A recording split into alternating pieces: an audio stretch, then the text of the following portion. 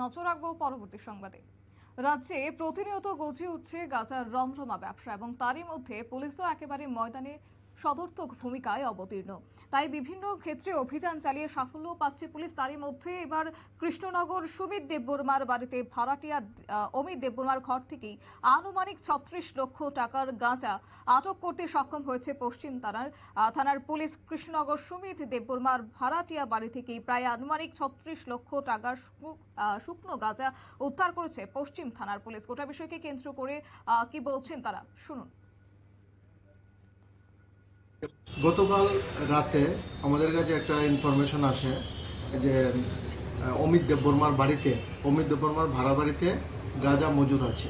এই খবরের ভিত্তিতে আমি সহ এসআই সুনীশ চাকমা, ইন্সপেক্টর গোপাল শুক্ল দাস এবং স্টাফ টিএসআর নিয়ে তার বাড়িতে রেড করে টোটাল 2টা ট্রলি এবং একটা বাক্স থেকে 34 কেজি গাঁজা উদ্ধার করি এবং তাকে অ্যারেস্ট করে নিয়ে আসি। এই বিষয়ে আমরা একটা স্পেসিফিক এনডিপিএস কেসে একটা মামলা নিয়েছি, যার number 65/2024 under section 20 clause B, clause 2, clause C, 25-29 of NDPS act.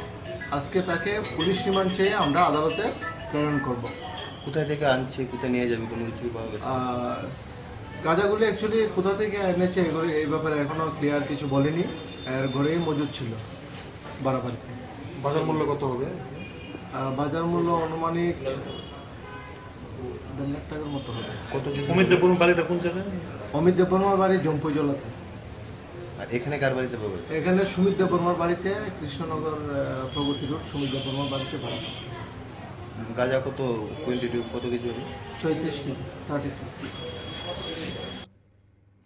আপনারা শুনলেন পুলিশের বক্তব্য এবং এক্ষেত্রে বলা যায় রাজধানীর একাংশ অলিতে গলিতে এবার মারাত্মক নেশা বাণিজ্য গজিয়ে উঠছে। তবে তারই মধ্যে আগরতলা পশ্চিম থানার পুলিশ গোপন সংবাদের ভিত্তিতে রাজধানীর নাভি কেন্দ্র কৃষ্ণনগরে হানা দেয় এবং সেখানে সুমিত দেববর্মার ভাড়াটিয়া বাড়ি থেকে প্রায় 36 কেজি গাঁজা উদ্ধার করতে সক্ষম হয়েছে পুলিশ। নিয়ে নিচ্ছে ছোট একটি বিজ্ঞাপন বিরতির, সঙ্গে থাকুন।